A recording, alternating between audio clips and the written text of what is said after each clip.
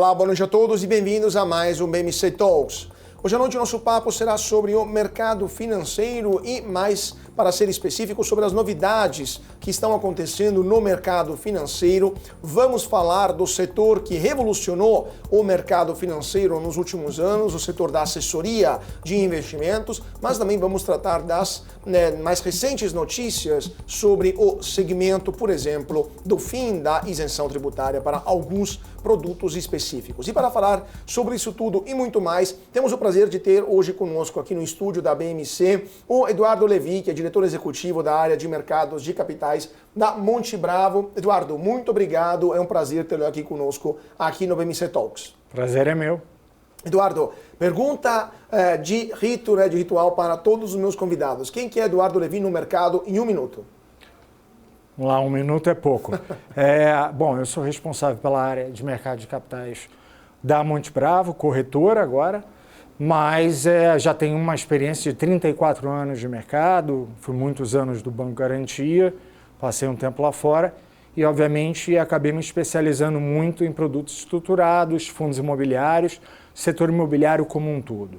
Então, montamos a gestora do grupo em 2020 e a área de mercado de capitais, recentemente, em 2023, ela passou a ser uma área segregada da gestora. Perfeito.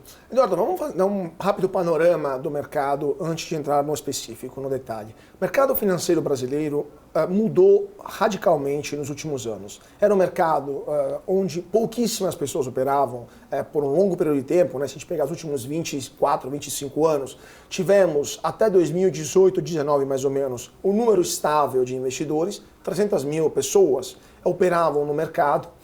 E a partir de 2018 passamos para mais de 5 milhões de CPFs na Bolsa de Valores de São Paulo. No ano passado, pela primeira vez, tivemos uma redução do número de CPFs operantes ativos na B3, mas mesmo assim o mercado continua em franca expansão, em franco crescimento, e o Brasil está descobrindo o mercado financeiro, o famoso financial deepening. Como que vocês na Monte Bravo vivenciaram tudo isso e qual que é a sua percepção do momento atual do mercado financeiro brasileiro? Vamos lá, o crescimento do número de CPFs em bolsa, não por acaso, coincidiu com a queda de juros no Brasil. Então, o bom período de 2018, 2019, realmente esse período trouxe novos investidores, não só para a bolsa, né, não só para ações, mas também para fundos imobiliários, né, que crescem também com vigor ainda maior do que o número de CPFs para a Bolsa. Ainda é menor, mas proporcionalmente crescem bastante. Em 2020, durante a pandemia e um pouco depois, a gente viu o juro caindo para níveis, obviamente, insuportáveis. Jamais vistos, né? Jamais vistos. 2%. E a verdade, eu falava naquele momento e até no ano seguinte, Brasil não virou Japão. Brasil é o Brasil. Então, também foi um momento de oportunidades, os investidores passaram a tomar um pouco mais de risco, porque, obviamente, deixar o dinheiro na renda fixa não fazia sentido, e a pequena redução em 2023 faz sentido por conta do juro mais alto, que fez com que muitos desses recursos fossem para a renda fixa, e a gente teve alguns problemas também com renda fixa que acabaram fazendo o investidor se retrair e ficar com medo de risco. Pois é, né? A questão desses episódios de crédito do começo do ano passado, que começaram com lojas americanas, depois Marisa, entre outros, né? A gente vai falar também sobre isso. Mas a Monte Bravo, ela hoje tem 14 anos de vida, né? Daqui a pouco vai fazer 14 anos. 14 anos. A Monte Bravo surgiu como assessoria de investimentos, agora está diversificando, ao longo dos anos diversificou a sua atuação. Como que o setor de assessoria de investimentos está reagindo a esta mudança, a essa nova mudança do mercado? Se renda fixa está mais atrativa do que renda variável, do que os assessores vão viver se muita gente simplesmente não está mais interessada em investir na Bolsa de Valores? Na verdade, o importante aqui é diversificar não só os investimentos que você oferece para os seus clientes, mas também dar um tratamento diferenciado. Um outro aspecto da assessoria, agora no nosso caso da corretora, ser pioneiro no oferecimento do modelo de FII fixo para os investidores, que é algo que lá fora só é utilizado dessa maneira. Então, o investidor, quando vem, o cliente, quando vem, ele entende quanto ele está pagando pelo serviço e, obviamente, ele cobra por esse serviço através do relacionamento e, obviamente, do retorno dos seus investimentos. Agora, há muito o que empresas como a Monte Bravo podem fazer. Isso vai desde gestão patrimonial, obviamente, operações de bolsa, como você falou, derivativos, mercado de capitais, gestão propriamente dita de recursos. Então, existe aí uma gama de produtos que traz uma estabilidade para a receita e até um potencial de crescimento para empresas como a nossa.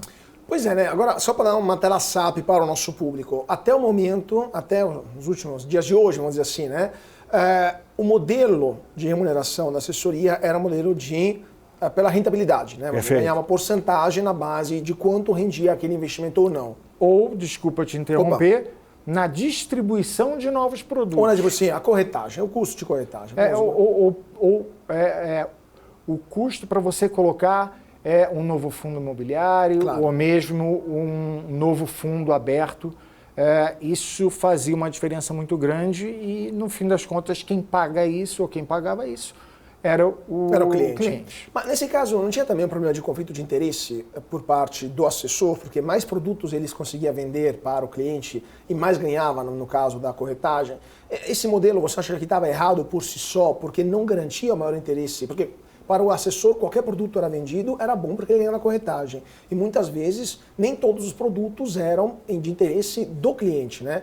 Você não acha que esse novo modelo, além de ser um modelo benchmark internacional, acaba com esse conflito de interesse ou teremos outros conflitos de interesses também com FII fixo? Não, esse é exatamente o racional por trás do FII fixo. Acabar com o conflito de interesse.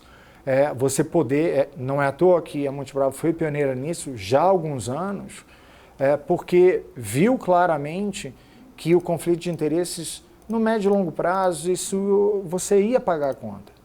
O cliente paga a conta, você paga a conta. Então, existe um conflito de interesse inerente.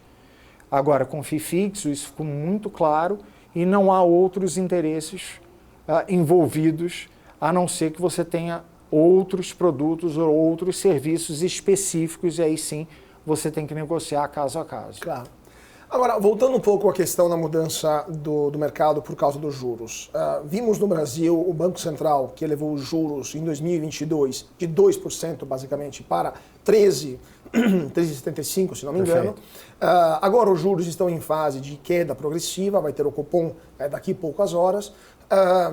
O que vocês estão esperando para os juros esse ano? E mesmo as melhores previsões indicam os juros que vai estar por volta de 9 e alguma coisa por cento até o final de 2024. Isso continua sendo um valor muito elevado, um número muito elevado em comparação com a rentabilidade da maioria das ações da Bolsa de Valores. Com o juro nesse patamar, mesmo na melhor das hipóteses, no cenário mais otimista, o mercado vai conseguir dar uma retomada ou continuaremos tendo um mercado morno por causa da Selic tão alta? Com certeza o mercado retoma. O investidor brasileiro, ele está acostumado a 2 dígitos de retorno. Ele está acostumado a 7%, 6%, 7% de juro real. Isso não é mais a realidade, ou não será mais a realidade com a queda de juros para cerca de 9%. E no ano seguinte, tudo correndo bem, ainda mais com as novas projeções de crescimento do PIB para esse ano, sem que a inflação aumente, é bem interessante, é bem provável que você tenha uma retomada do investidor, um reinvestimento em risco, entre aspas, risco em bolsa, em fundos imobiliários, em outros ativos, ou seja, uma diversificação maior saindo da renda fixa, obviamente.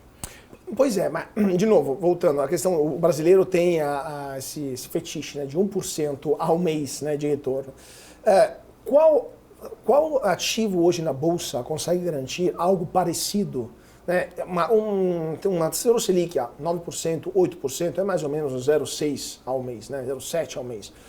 Um fundo imobiliário hoje consegue, em média, os fundos imobiliários conseguem chegar a essa rentabilidade, as ações têm uma taxa interna de retorno parecida, ou a gente está torcendo também que melhorem também os resultados das empresas para que pelo menos chegue a equiparar esse juro que, de novo, vai continuar sendo um juro expressivo, né? O juro real vai ser ainda bastante elevado, né? Bom, falando primeiro das ações, é visão da nossa área de análise que há um valor nas ações, somado, obviamente, o valor da distribuição de dividendos, somado à valorização das ações, que o retorno delas ao longo dos próximos 2, 3 anos seja muito mais alto do que o custo de oportunidade, que é o CDI, que é a Selic. E você precisa ter um retorno bem mais alto porque você está tomando mais risco. E essa é a nossa visão. Além disso, falando de fundos imobiliários, os fundos de papel, os chamados fundos de CRI, né, eles têm o potencial ainda hoje de entregar algo próximo de 1% ao mês, e lembrando que eles são isentos de tributação. E aí a gente entra em outros produtos que são os próprios certificados recebíveis imobiliários, os CRIs e, obviamente, os CRAs, os certificados recebíveis do agronegócio, que sozinhos também entregam um resultado hoje bem mais alto do que o custo de oportunidade com a isenção tributária. Mas essa questão, só pegar esse gancho, essa questão da isenção tributária, porque desde fevereiro o Conselho Monetário Nacional decidiu acabar com a isenção tributária para CRIs, CRAs, LCAs, LCIs, né, e todos os papéis que estavam entre os mais interessantes para os investidores brasileiros. As letras de crédito imobiliário do agronegócio também, entre outras. Vocês acham que isso vai afetar o mercado? Os brasileiros vão ficar só, então, no Tesouro Direto? Vai diminuir o interesse? Porque é uma mudança e tanto que foi meio abrupta também, né? Aqui é importante frisar que o que o Conselho Monetário Nacional fez foi colocar ordem nesse mercado, mas a isenção tributária continua existindo para CRI, CRA, LCI e LCA. A isenção continua existindo. O que eles fizeram foi destinar cada um dos instrumentos para a sua função original. Então, o CRI ele vai financiar produção, vai financiar construção imobiliária. O CRA vai financiar o agronegócio.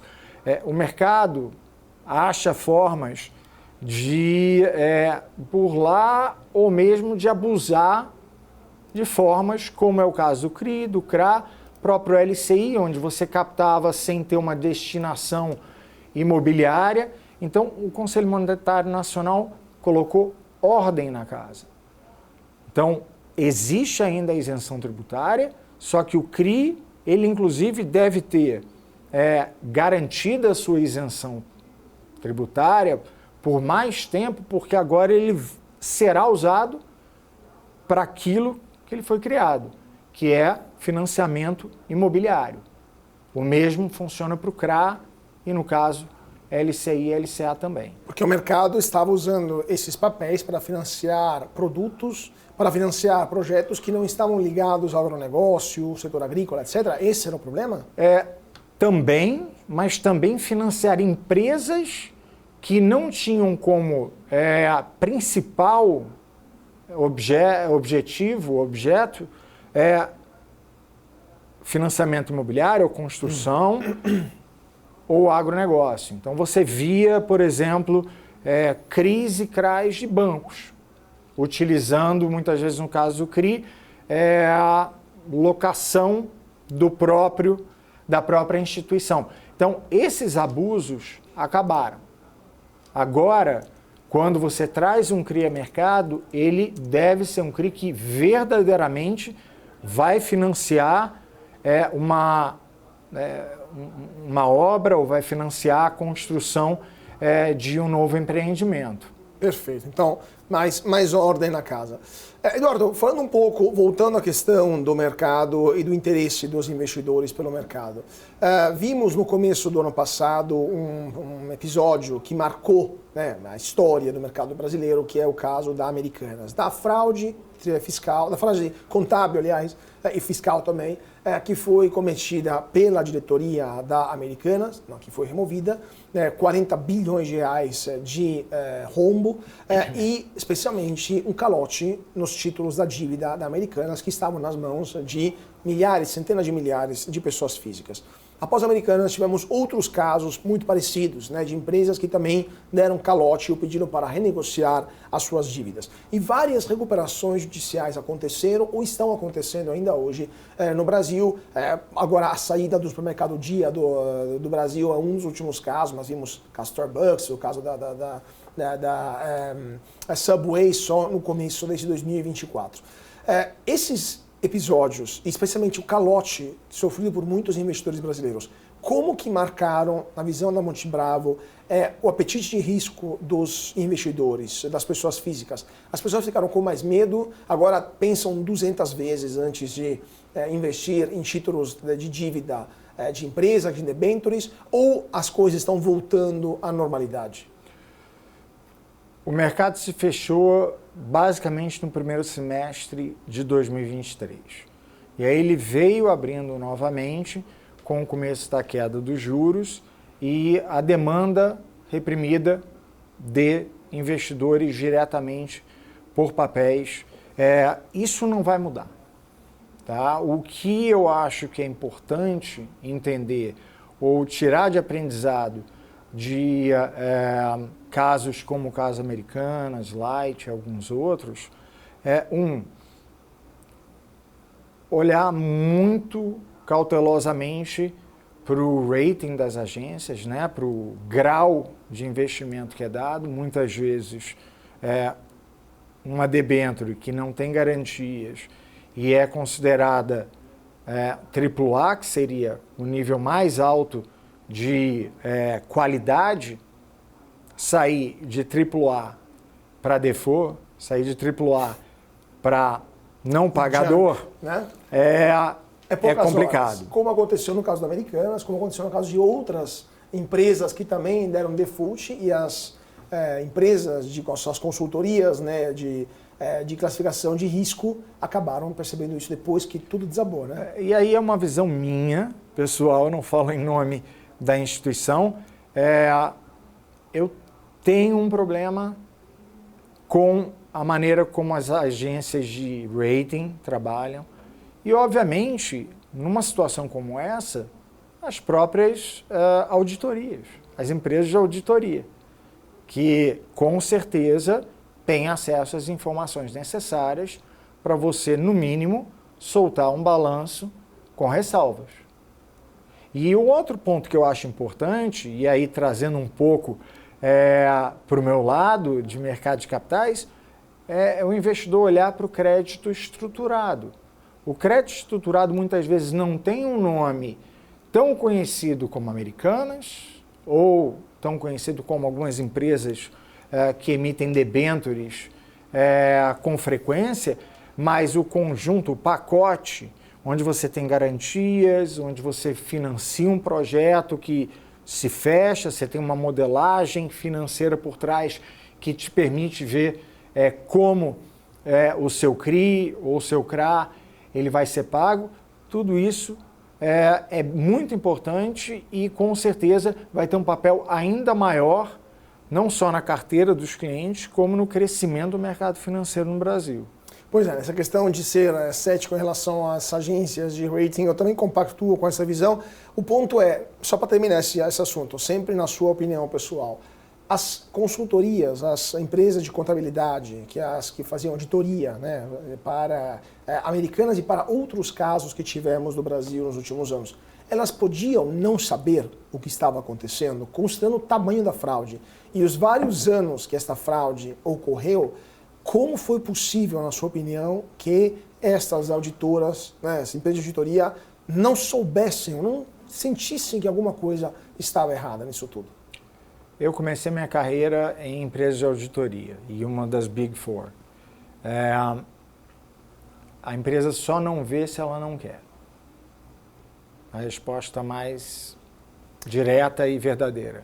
Então, a segunda pergunta que te faço é, se elas não tinham como não saber, se elas sabiam o que estava acontecendo e não quiseram ver, por que em nenhum caso, até o momento, a gente teve processos contra essas empresas que terminaram em condenações até criminais, porque isso foi uma fraude, né? Contra pelo menos os diretores, se não os auditores que lá trabalham. Qual que é o problema da justiça brasileira em responsabilizar quem provocou 40 bilhões, ou que foi cúmplice de 40 bilhões de reais de danos para o mercado e um semestre perdido, de fato, para o Brasil inteiro?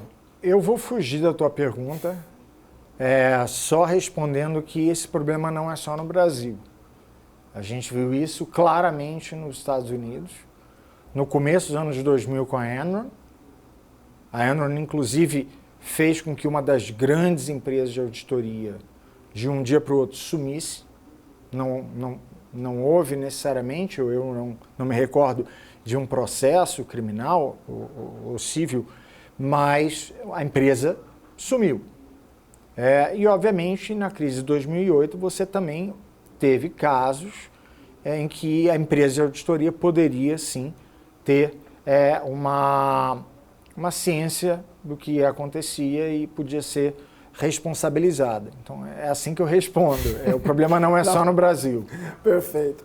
Agora, falando um pouco do que está acontecendo no Brasil e dos gringos também. Você morou 11 anos nos Estados Unidos, né? Então, eu queria entender um pouco melhor sua visão sobre o mercado americano, o mercado brasileiro e a percepção que os americanos têm do mercado brasileiro. Nos últimos meses, desde o começo do ano, tivemos repetidos saques de investidores estrangeiros da Bolsa de Valores brasileira. Lembrando que os gringos representam mais de 50% do volume da Bolsa brasileira. Tivemos mais ou menos 25 bilhões de reais que foram sacados em pouco mais de 70, 80 dias, né, desde o começo do ano. Por que você acha que isso está acontecendo? Por que justo agora? E o dia que eles mais sacaram dinheiro, até o momento que a gente está nesse programa, foi o dia após a decisão da Petrobras de não distribuir dividendos extraordinários. Foram sacados, se não me engano, 1,76 bilhão de reais só em um dia. Por que você acha que isso está acontecendo e tem alguma relação com a gestão do governo atual, especialmente das maiores empresas brasileiras, como a Petrobras, que é estatal, ou interferências na Vale, como a tentativa de colocar Guido Mantega na presidência da empresa? Não, tem mais a ver com o cenário macroeconômico lá fora e taxas de juros que continuam elevadas, né, no nível de 5,25, 5,25, 5,5. A taxa de juro básica nos Estados Unidos deve se manter por mais algum tempo e a volta à taxa de 10 anos, que é a referência das treasuries, né, dos títulos do Tesouro Norte-Americano, que chegaram a ceder para 3,70 e voltaram para o nível de 4,30, 4,40. Então, esse nível mais alto de juros, que a gente já não via há muitos anos, talvez seja a maior variável, a variável mais importante para que os recursos tenham voltado para o exterior. Lembrando que esse é um percentual elevado para o Brasil, mas o Brasil representa um percentual pequeno do investimento estrangeiro. Sim. No mundo inteiro. A Bolsa brasileira inteira, ela movimenta menos do que uma só empresa americana, que é a Apple, diariamente, né? Assim, só para terminar esse assunto antes de ir para o intervalo.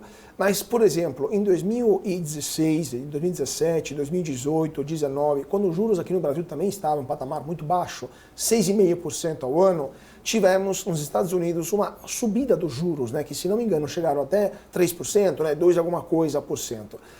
Ou seja, o spread entre o título brasileiro e o título americano era muito pequeno, era menor do que o que temos hoje, né? Aqui hoje temos 10% contra 5 e alguma coisa lá nos Estados Unidos, e na época era 6,5 aqui contra 3, basicamente, nos Estados Unidos. E não tivemos fuga de capitais em 16, 17, 18, 19. 16 sim, mas 17, 19 não tivemos fuga de capital. Por que você acha que isso está acontecendo só agora, se o diferencial é menor, era menor na época e é maior agora? vou ter que te corrigir. Na verdade, nós tivemos uma taxa mais baixa no final de 2012, que foi de 7,25. Em 2013, você teve o chamado taper tantrum do Fed americano, sinalizando uma diminuição da liquidez do mercado e, eventualmente, uma alta de juros. Mas essa alta de juros, ela não aconteceu por conta de uma inflação fora do controle. A gente precisa lembrar que depois da pandemia você teve um choque de oferta que fez com que a inflação nos Estados Unidos, na Europa também, batesse 10%. Então, a gente ainda está sofrendo disso, voltando à normalidade, mas ainda com muita preocupação. Lá atrás, na verdade, se você pegar 2016... 2017, você ainda tinha o juro no Brasil acima de 14. Sim. E o juro nos Estados Unidos, ele não era alto o suficiente, a diferença era bem elevada. E em 2017, a gente sabe que o Banco Central, então, começou a derrubar os juros, fazendo com que 2018, 2019 fossem anos realmente muito bons para a Bolsa, para fundos imobiliários, para ativos de risco em geral. Então, na verdade, a diferença era muito alta, por isso valia a pena você manter os recursos aqui. E o câmbio já havia desvalorizado muito em 2015, 2016, sugerindo que era um bom momento de entrada do recurso ou do capital americano ou capital estrangeiro no Brasil naquele momento. Então o carregamento, o carrego dos títulos brasileiros era muito positivo. Perfeito. Vamos continuar a falar sobre isso daqui a pouquinho, mas antes vamos para um rápido intervalo, 2 minutinhos, e já voltamos com Eduardo Levi da Monte Bravo aqui no nosso BMC Talks. Não saia daí que voltamos já já.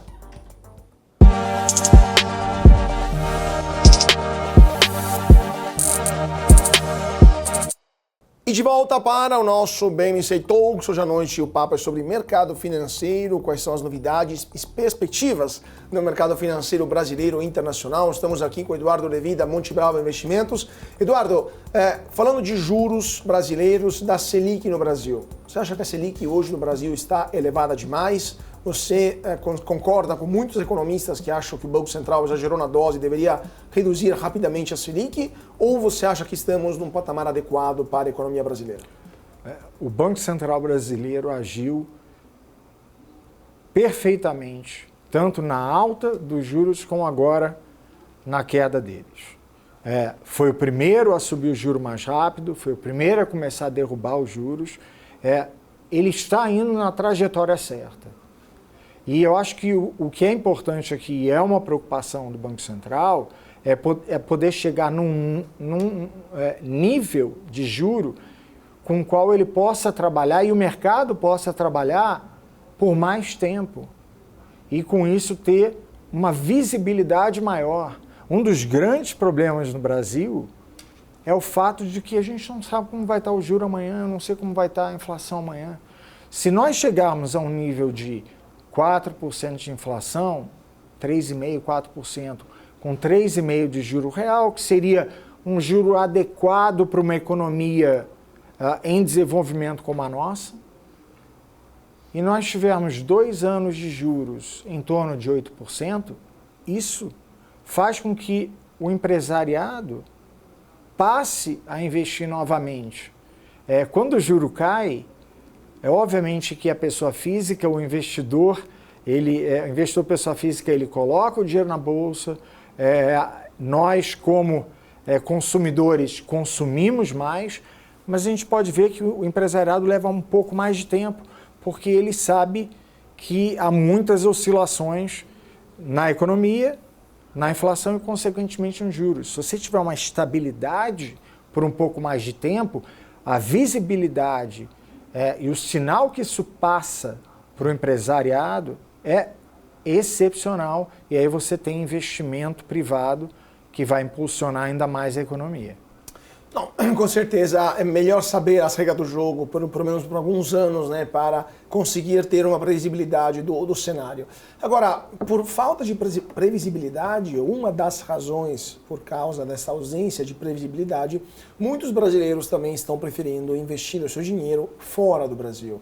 A gente teve um número recorde, está tendo ainda um número recorde de pessoas físicas abrindo contas em corretoras internacionais. Há empresas brasileiras abrindo sedes em Miami para também trabalhar melhor com os brasileiros, não só quem mora lá, mas também quem mora no Brasil e manda dinheiro para fora. E tivemos um defluxo recorde de dinheiro, ou seja, saindo do Brasil, indo principalmente, mas não exclusivamente, para o mercado americano. É um fenômeno novo, mas é um fenômeno que está aumentando cada mês, numericamente, cada vez mais. Isso preocupa vocês da Multibravo? Vocês estão trabalhando com investimentos no exterior de brasileiros? É uma tendência natural, graças à abertura, à melhoria, né, tecnologia, né, os avanços tecnológicos? Ou isso só representa um sentimento de medo, de temor, de preocupação por parte do investidor brasileiro? Não, nós somos proponentes da diversificação também geográfica.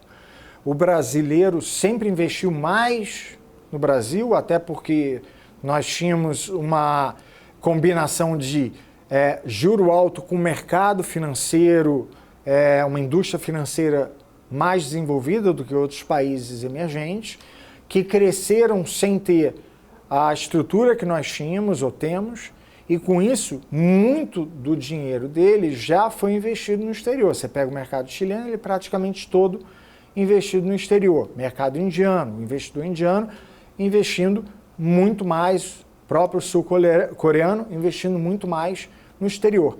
No Brasil, nós temos uma concentração enorme aqui.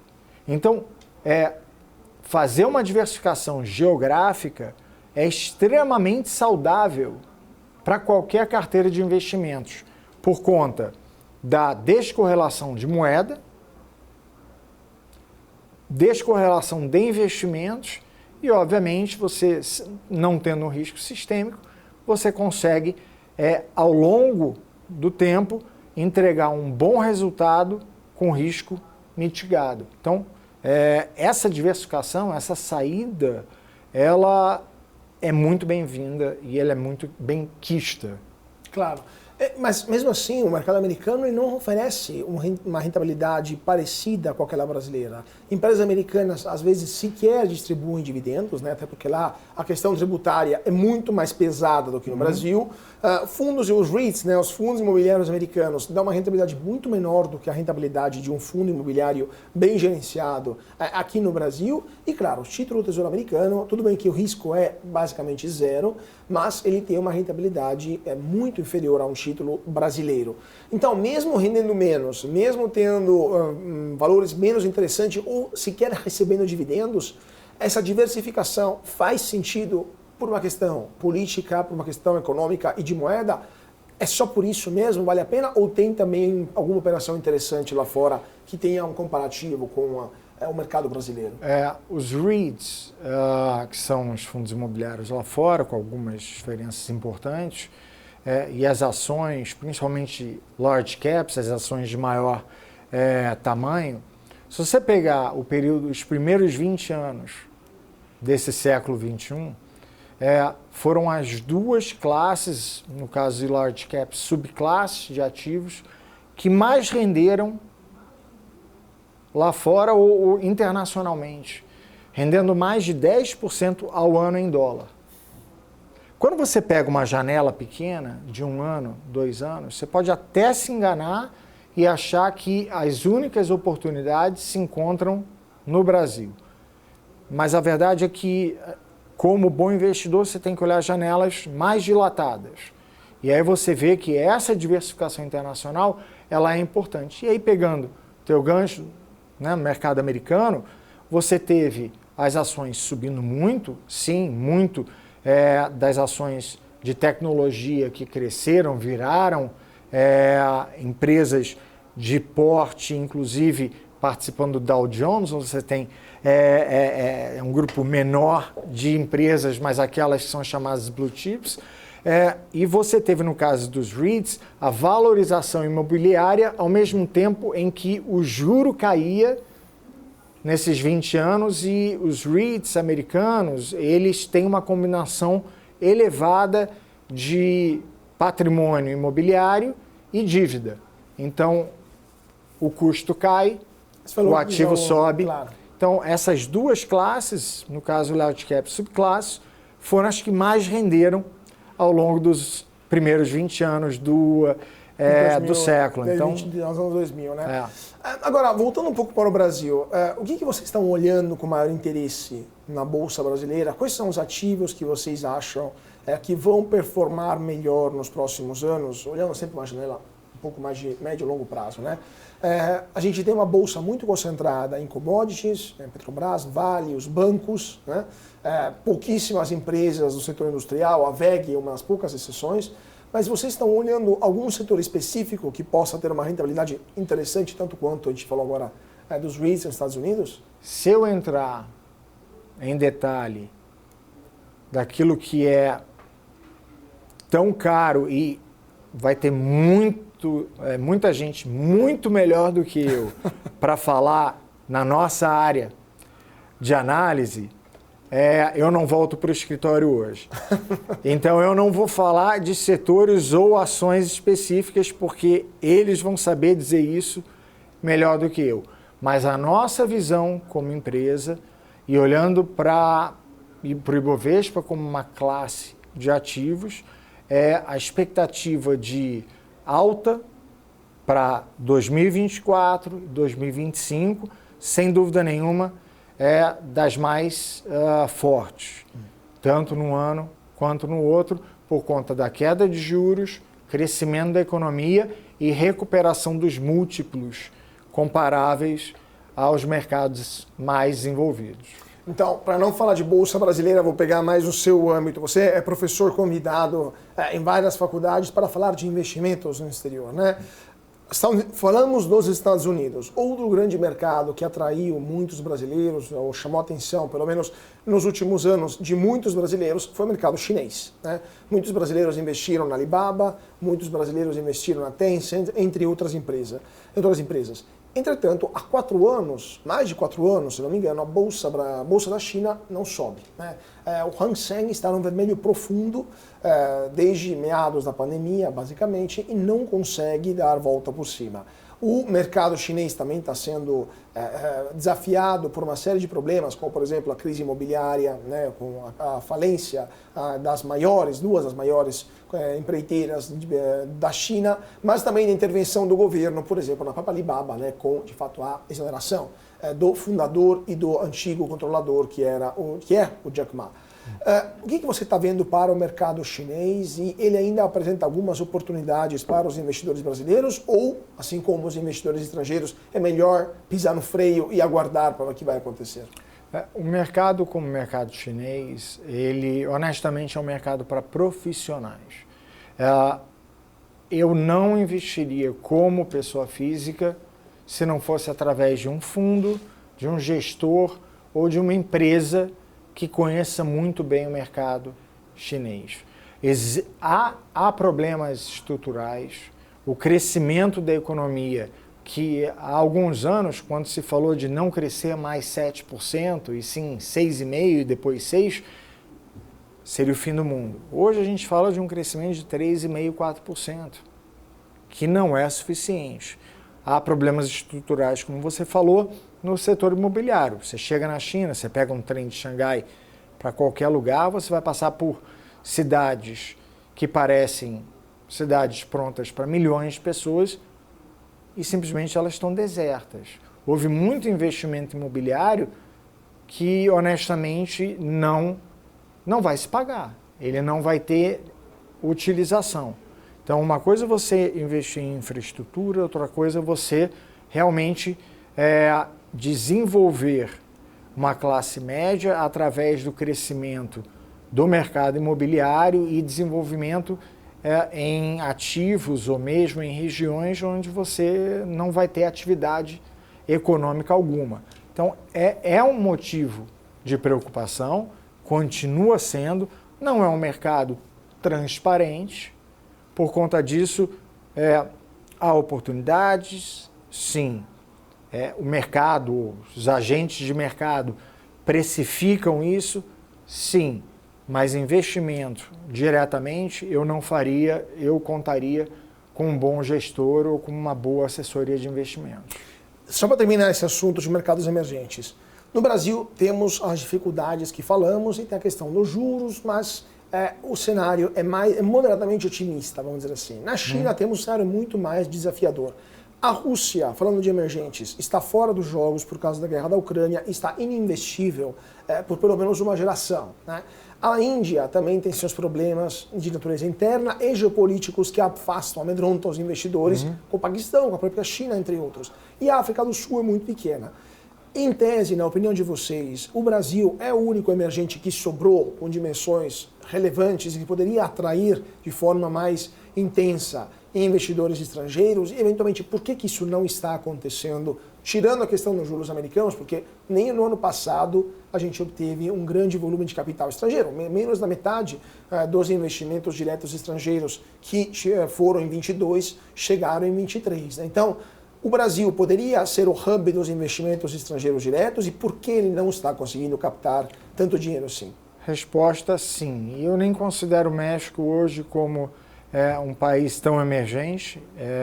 Já está ligado muito aos Estados Unidos. Já está ligado muito aos Estados Unidos e a gente já vê isso na precificação dos ativos. Sim, o Brasil deveria ser mais a bola da vez.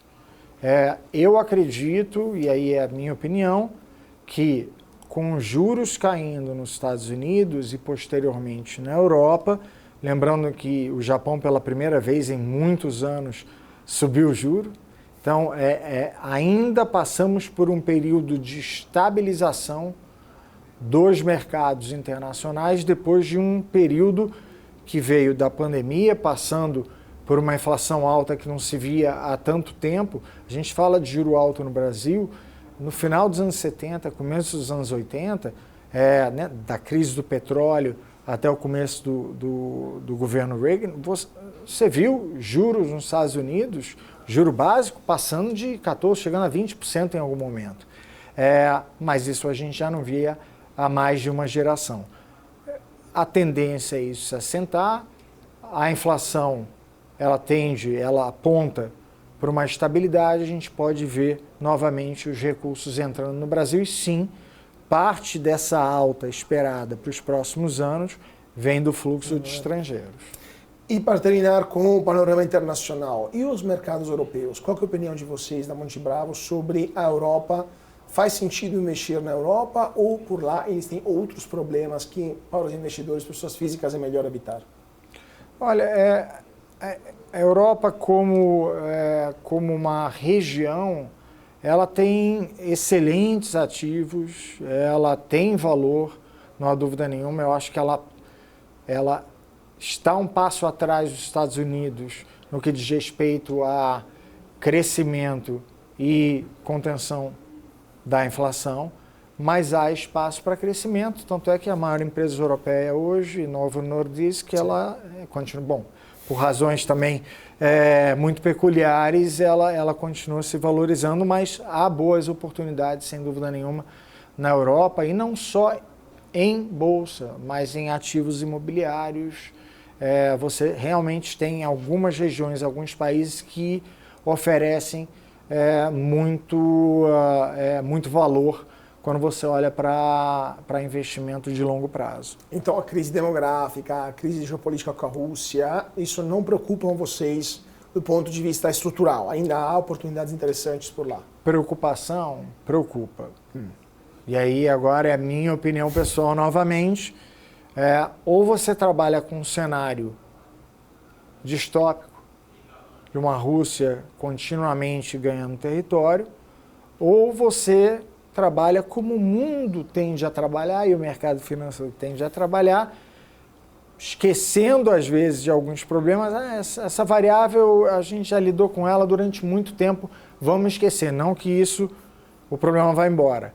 Mas muitas vezes você deixa isso de lado ou dá um peso menor, porque sabe que ao longo dos próximos anos talvez isso não tenha o impacto que se imagina. Voltando agora um pouco para falar de Brasil, outro ponto que está preocupando muito os analistas, muitos investidores, é a situação atual dos FIAGROS, né? Ou seja, dos fundos imobiliários do setor do agronegócio. Estamos tendo um começo de problemas que alguns FIAGROS estão apresentando porque a quebra de safra do ano passado acabou prejudicando muitas empresas agrícolas que tinham arrendado os terrenos dos FIAGROS e não conseguem pagar os aluguéis que tinham prometido, né, que tinham se comprometido a pagar. Você acha que estamos no prelúdio de uma crise desse produto tão novo, né? Faz 3 anos, menos de 3 anos, que foi autorizado pela CVM, ou é apenas uma crise transitória, é algo conjuntural e vai passar? É um período de amadurecimento. Como você falou, é um mercado, são instrumentos novos. E quando você tem um instrumento novo que parece muito interessante, você tem alguns abusos ou mesmo uma falta de conhecimento de como os ciclos econômicos podem afetar o tomador, o instrumento, o próprio mercado como um todo. Então, eu acho que é um momento do mercado se assentar. Sim, há problemas com alguns CRAs, né, com alguns certificados recebíveis do agronegócio. Isso afeta diretamente alguns FIAGROS, mas eu não vejo isso como um problema de longo prazo, eu vejo isso como um período normal de assentamento, de amadurecimento desse mercado, que lá atrás os fundos imobiliários também vivenciaram, outros ativos também vivenciaram no seu período de infância, vamos dizer assim. Então eu não vejo isso como um grande problema, é um ponto de atenção. Hoje a gente vê muito mais CRI sendo emitido do que CRA por conta desse momento, mas isso tende a se normalizar.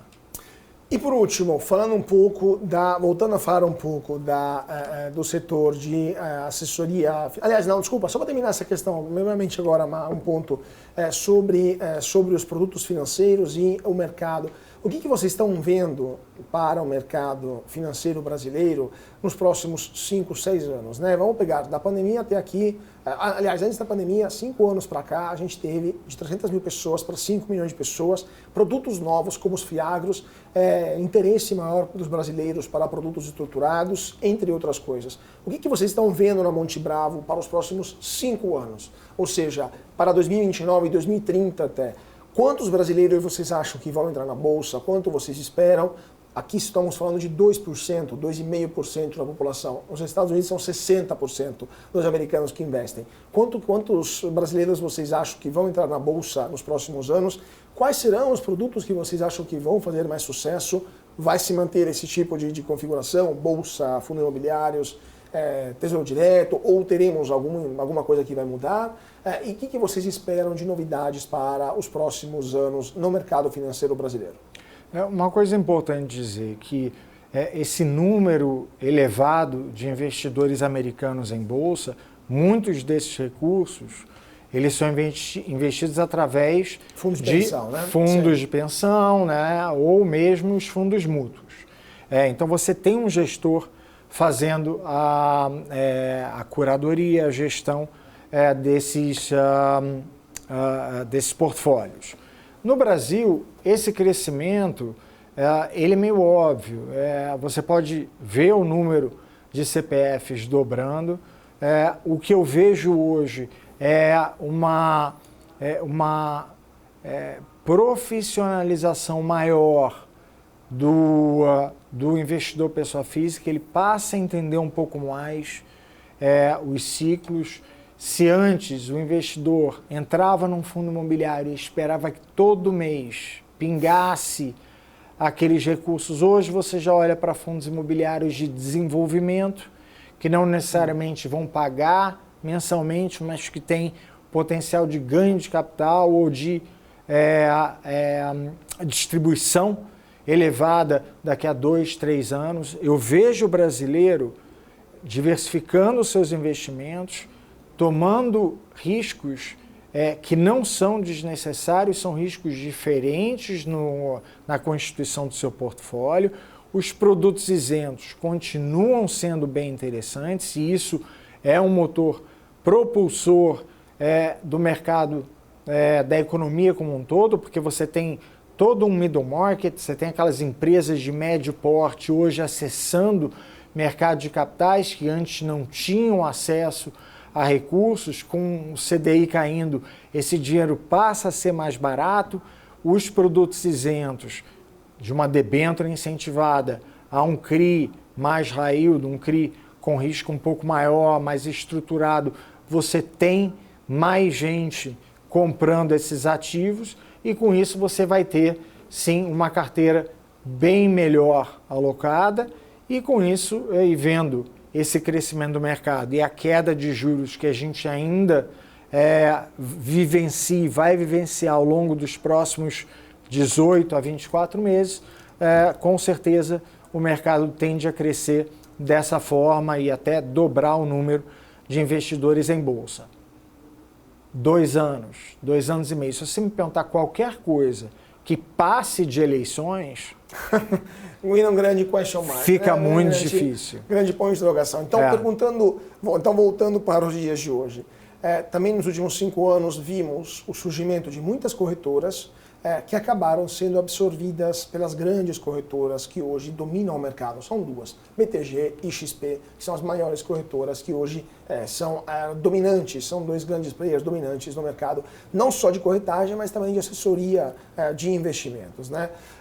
O que você acha? O mercado brasileiro vai continuar com esse duopólio XP-BTG ou teremos novos entrantes que conseguirão desafiar esta posição dominante desses 2, Nubank da vida, ou Banco Inter, ou algumas outras, ou elas mesmas acabarão sendo absorvidas pelos grandes bancos, corretoras e assessoria de investimentos?